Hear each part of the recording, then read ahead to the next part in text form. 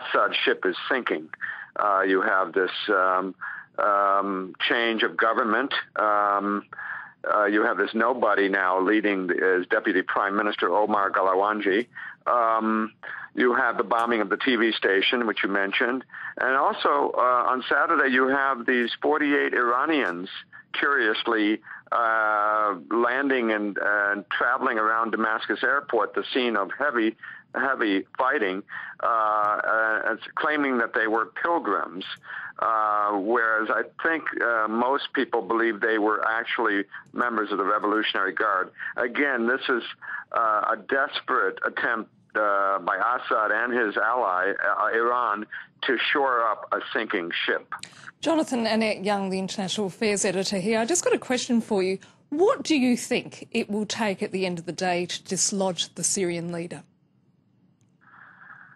Well, I think it's happening incrementally. I think that the loss of the cities Aleppo and Damascus, will force Assad to make a decision whether or not to retreat to his Alawi mountain redoubts in the Latakia area and try to form a kind of a rump state called Assadia.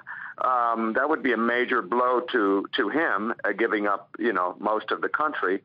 But some forces might like that, such as Iran, which would give them, access to the Levant. So that's probably the next step. So what you're talking about is a cantonization, if you like, of Syria, where the state of Syria no longer exists, but it's breaking down into breakaway republics as such. Right, and this is a phenomenon that's happening throughout the Middle East. The loss of central state authority, the breaking down of authority, the Shia-Sunni splits, sectarianism, the rise of clans versus government.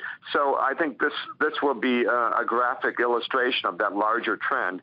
But I think it's primarily because Assad doesn't really have anywhere to go, does he?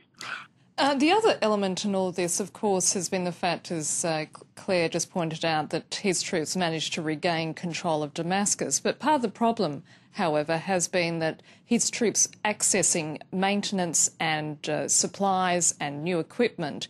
I mean, at some point, given the sanctions and so on, the money, those supplies are going to run out, aren't they? I think it's critical. Yes, I absolutely agree with you. With one reservation, if the Russians or the Iranians are able to resupply them with weapons, with cash, they might hold on longer.